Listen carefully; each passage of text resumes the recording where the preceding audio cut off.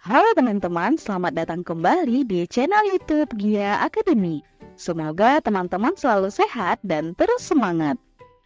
Pernahkah teman-teman memakan kuaci? Kuaci sering dijadikan cemilan ringan yang bikin ketagihan. Kuaci berasal dari bunga matahari atau Helianthus annus.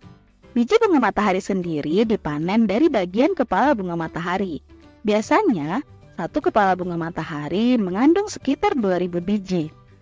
Selain enak dikonsumsi, biji bunga matahari juga banyak mengandung minyak. Tahukah teman-teman, jika minyak biji bunga matahari dapat dimanfaatkan untuk bahan bakar alternatif pengganti minyak bumi? Nah, selain biji bunga matahari, kira-kira apa saja ya bahan-bahan lain yang terkandung di bumi ini yang bisa menjadi sumber energi? Kita akan mempelajarinya secara lengkap di video kali ini. Di video ini kita akan belajar tentang energi terbarukan dan energi tak terbarukan. Simak terus videonya ya. Nah teman-teman, sumber energi di bumi ini dapat dikelompokkan menjadi dua, yaitu sumber energi terbarukan dan sumber energi tak terbarukan. Sumber energi terbarukan adalah sumber energi yang dapat diperoleh kembali atau segera tergantikan setelah dieksploitasi. Artinya, sumber daya alam yang digunakan berasal dari proses alam berkelanjutan. Sedangkan sumber energi tak terbarukan adalah sumber energi yang tidak mudah atau bahkan tidak dapat diperoleh kembali setelah dieksploitasi. Artinya, sumber daya alam yang digunakan membutuhkan waktu yang sangat lama hingga jutaan tahun dalam pembentukannya. Lalu, apa saja ya contoh dan pemanfaatan sumber energi terbarukan dan tak terbarukan ini? Yuk kita bahas satu persatu. Pertama, sumber energi terbarukan. Energi terbarukan dapat dihasilkan dari berbagai sumber, diantaranya matahari, angin, panas bumi, air, dan biomasa. Energi matahari dihasilkan melalui proses reaksi fusi nuklir yang terjadi di dalam inti matahari. Reaksi fusi nuklir ini terjadi melalui pengubahan hidrogen menjadi helium yang disebut rantai proton-proton. Proses pembentukan inti matahari melalui rantai proton-proton terjadi secara kontinu sehingga energi matahari tidak pernah habis. Besarnya energi matahari yang sampai ke bumi sekitar 1,74 dikali 10 pangkat 17 joule per detik. Sebanyak 31% dari energi sebesar itu dipantulkan kembali ke ruang angkasa, sedangkan sisanya diserap oleh atmosfer, lautan, dan daratan di bumi. Energi matahari yang sampai ke bumi dapat dikonversi dalam bentuk energi lain yang lebih bermanfaat. Proses konversi energi matahari terdiri atas 3 jenis. Heliochemical merupakan proses konversi energi matahari menjadi energi kimia. Misalnya reaksi fotosintesis. Helioelectrical, proses konversi energi matahari menjadi energi listrik. Contohnya sel surya. Heliothermal, proses penyerapan energi matahari untuk keperluan tertentu, seperti memanaskan air dengan alat kolektor cahaya matahari. Sumber energi terbarukan berikutnya, angin. Angin merupakan udara yang bergerak sebagai akibat adanya rotasi bumi dan perbedaan tekanan udara. Energi angin digunakan untuk menggerakkan turbin. Energi yang tersedia dari angin berupa fungsi kecepatan angin. Ketika kecepatan angin meningkat, maka energi keluarannya juga meningkat hingga ke batas maksimum energi yang mampu dihasilkan turbin tersebut. Jadi, turbin angin akan menghasilkan energi kinetik dan energi listrik. Wilayah dengan angin yang lebih kuat dan konstan seperti lepas pantai dan dataran tinggi biasanya diutamakan untuk dibangun ladang angin.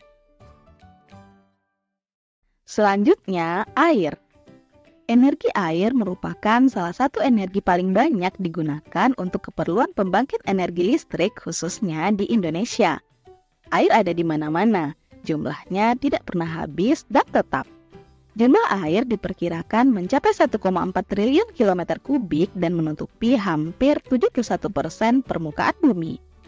Prinsip kerja air sebagai sumber energi adalah Aliran air di permukaan bumi dibendung, kemudian dialirkan menuju ke tempat yang lebih rendah untuk memutar turbin, sehingga menghasilkan energi listrik.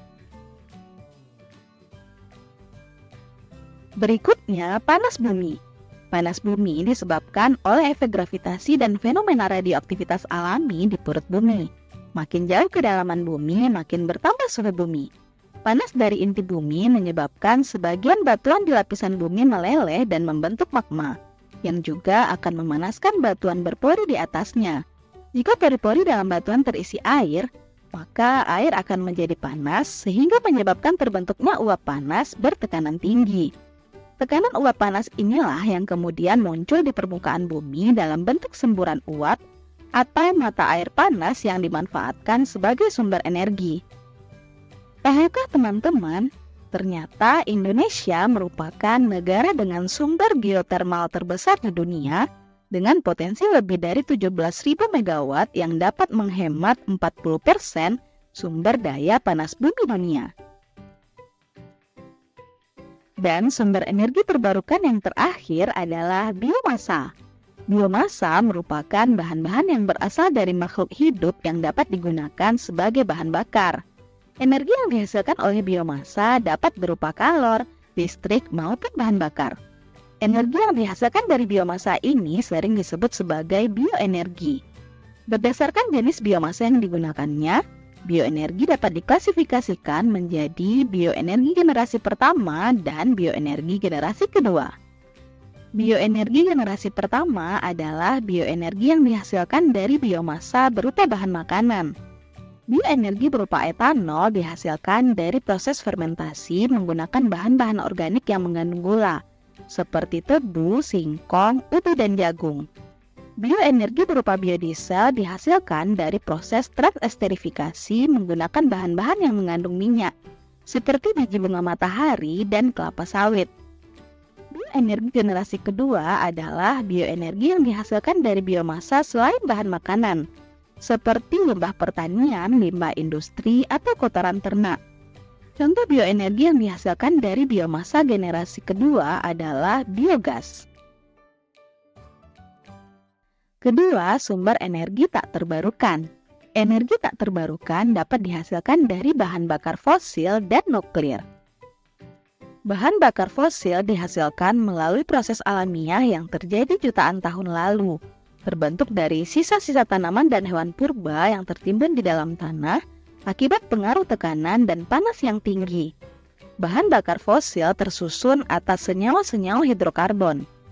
Contoh bahan bakar fosil antara lain batu bara, minyak bumi, dan gas alam. Penggunaan bahan bakar fosil sebagai sumber energi mempunyai kelebihan dan kekurangan. Kelebihan dari penggunaan bahan bakar fosil antara lain, produksi bahan bakar fosil dapat dilakukan dalam jumlah besar, biaya relatif murah terutama batu bara, tidak terpengaruh lokasi, telah teruji dan dapat diandalkan. Sedangkan kelemahannya adalah menghasilkan emisi CO2 dalam jumlah besar sehingga menyebabkan pemanasan global, menyebabkan kerusakan lingkungan akibat dari proses tambang, dan dihasilkan dalam jumlah yang terbatas. Berikutnya, nuklir. Reaksi-reaksi nuklir terdiri atas reaksi fisi pembelahan inti dan reaksi fusi penggabungan inti. Reaksi ini dapat menghasilkan energi yang sangat besar. Pemanfaatan reaksi nuklir sebagai sumber energi dilakukan dengan mengendalikan reaksi fisi dalam reaktor nuklir. Energi yang dihasilkan dimanfaatkan untuk menghasilkan energi listrik. Energi nuklir dikategorikan sebagai sumber energi tak terbarukan karena dalam prosesnya membutuhkan unsur radioaktif terutama uranium. Meskipun kelimpahan uranium cukup besar, keberadaannya di alam tersebar dalam bebatuan, bahkan di dalam air laut, dan jarang sekali terkonsentrasi di suatu tempat. Ketika dieksploitasi secara besar-besaran, cadangan uranium atau unsur-unsur radioaktif lainnya lama-kelamaan juga akan habis.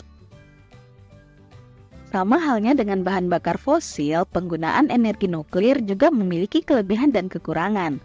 Kelebihan penggunaan energi nuklir sebagai sumber energi antara lain, tidak menghasilkan emisi gas CO2, dapat menghasilkan energi dan daya yang sangat besar, dan dapat digunakan sebagai sumber energi dalam waktu yang cukup lama. Sedangkan kelemahannya adalah terdapat risiko penyalahgunaan oleh orang-orang yang tidak bertanggung jawab. Adanya risiko atau bahaya dari limbah radioaktif, adanya potensi kebocoran dan kecelakaan dalam pengoperasian reaktor, dan biaya pembuatan reaktor nuklir sangat besar. Nah, teman-teman, untuk mengurangi ketergantungan kita terhadap bahan bakar fosil dalam bidang kelistrikan, para ahli telah banyak mengembangkan teknologi pembangkit listrik yang memanfaatkan sumber-sumber energi terbarukan. Tahukah teman-teman bagaimana proses pembangkitan listrik menggunakan sumber-sumber energi terbarukan tersebut? Yuk kita bahas satu persatu. Pertama, pembangkit listrik tenaga surya. Teknologi yang dapat mengubah energi matahari menjadi energi listrik adalah panel surya dan solar kolektor. Panel surya merupakan alat yang dapat mengubah energi matahari menjadi energi listrik secara langsung. Untuk menghasilkan listrik dari cahaya diperlukan proses fotoelektrik yang dibedakan menjadi 3 jenis, yaitu: pertama, fotoemisivitas, merupakan proses pemancaran elektron dari suatu bahan ketika bahan tersebut berinteraksi dengan cahaya. Kedua, fotokonduktivitas adalah peristiwa peningkatan arus listrik yang mengalir melalui suatu bahan konduktor ketika bahan tersebut dikenai cahaya. Ketiga, efek fotovoltaik terjadi ketika cahaya jatuh ke bidang batas dua buah bahan yang menyebabkan elektron-elektron dipindahkan dari satu bahan ke bahan lainnya. Akibat dari perpindahan elektron-elektron ini, satu bahan menjadi kekurangan elektron bermuatan positif, sedangkan bahan lain kelebihan elektron bermuatan negatif, sehingga terbentuk sambungan positif-negatif. Ketidakseimbangan jumlah elektron inilah yang akan menghasilkan gaya gerak listrik atau GGL, dan ketika dihubungkan ke suatu rangkaian maka akan mengalir arus listrik. Solar kolektor merupakan alat yang mengubah energi matahari menjadi energi kalor kemudian menjadi energi listrik. Prinsip kerja solar kolektor adalah mengumpulkan cahaya matahari menggunakan bidang pemantul atau reflektor. Cahaya dari bidang pemantul tersebut difokuskan sehingga diperoleh cahaya terfokus atau CSP, Concentrated Solar Power. Selanjutnya, CSP diarahkan pada mesin penerima atau receiver yang dialiri air dingin hingga air menjadi panas dan menghasilkan uap air yang kemudian disalurkan untuk menggerakkan turbin pada generator. Setelah melalui turbin, uap air kemudian dialirkan melalui kondensor sehingga terbentuk air yang kemudian dipompa kembali menuju receiver. Kedua, pembangkit listrik tenaga angin. Pembangkit listrik tenaga angin atau turbin angin merupakan turbin yang digerakkan oleh energi kinetik angin untuk menghasilkan listrik. Prinsip kerjanya adalah: pertama, angin digunakan untuk menggerakkan bilah turbin, kemudian memutar turbin. Selanjutnya, pergerakan turbin dapat memutar generator sehingga menghasilkan energi listrik. Kemudian, transformator yang ada pada turbin angin akan menyesuaikan besarnya tegangan listrik yang dihasilkan. Berikutnya, pembangkit listrik tenaga panas bumi. Pembangkit listrik tenaga panas bumi dikenal juga dengan pembangkit listrik geotermal. Prinsip kerjanya adalah dengan mengalirkan uap air panas alami dari sumur produksi menuju tangki flash. Di dalam tangki tersebut, uap akan terkumpul dan dialirkan untuk menggerakkan turbin. Turbin kemudian menggerakkan generator sehingga dihasilkan listrik. Uap air yang telah digunakan untuk menggerakkan turbin akan diembunkan menggunakan kondensor, dan air yang terbentuk akan diinjeksikan kembali ke dalam perut bumi melalui sumur injeksi. Akibatnya, air tersebut akan mengalami pemanasan kembali, dan uap yang dihasilkan akan diperoleh kembali melalui sumber produksi. Keempat, pembangkit listrik tenaga air. Pembangkit listrik tenaga air adalah salah satu sumber energi listrik yang memanfaatkan air sebagai sumber listrik. Pembangkit listrik tenaga air bekerja dengan cara merubah energi potensial dari dam atau air terjun menjadi energi mekanik dengan bantuan turbin air, dan dari energi mekanik menjadi energi listrik dengan bantuan generator. Cara kerja pembangkit listrik tenaga air adalah air dari tandan atau sungai masuk pada turbin melalui penstock, untuk memperbesar tekanan hidrostatis. Energi potensial air menggerakkan turbin sehingga menghasilkan energi gerak yang dikonversi menjadi energi listrik oleh generator. Energi listrik dari generator ini diatur dan ditransfer oleh main transformer agar sesuai dengan kapasitas transmission line berupa tegangan, daya, dan lainnya untuk dibagikan ke rumah-rumah. Terakhir, pembangkit listrik tenaga biomasa. Pembangkit listrik tenaga biomasa merupakan pembangkit listrik yang memanfaatkan sumber energi biomasa berupa bahan-bahan organik. Ada dua cara untuk menghasilkan listrik dari biomasa, yaitu pertama, menjadikan biomasa sebagai bahan bakar langsung untuk mendidihkan air di dalam boiler. Kemudian, uap yang dihasilkan digunakan untuk menggerakkan turbin yang dihubungkan dengan generator listrik. Kedua, mengubah biomasa menjadi biogas, gas metana, melalui proses anaerobik dengan menggunakan alat yang disebut digester. Biogas yang dihasilkan digunakan sebagai bahan bakar untuk mendidihkan air di dalam boiler. Uap air yang dihasilkan dari boiler ini juga digunakan untuk menggerakkan turbin yang dihubungkan dengan generator listrik. Nah, teman-teman, berarti di video ini kita sudah membahas tentang sumber-sumber energi terbarukan dan energi tak terbarukan. Sumber energi terbarukan berupa sinar matahari, angin, air, panas bumi, dan biomasa. Sedangkan sumber energi tak terbarukan adalah bahan bakar fosil dan nuklir. Kita juga telah membahas rangkaian proses sumber energi tersebut diaplikasikan hingga menjadi energi listrik yang dapat kita manfaatkan sekarang melalui pembangkit listrik tenaga surya, pembangkit listrik tenaga angin, panas bumi, air, dan pembangkit listrik tenaga biomasa. Semoga teman-teman bisa memahaminya ya. Oke teman-teman, demikianlah pembahasan kita tentang energi terbarukan dan energi tak terbarukan. Jangan lupa tonton terus video-video terbaru di channel kita ya. Sampai jumpa!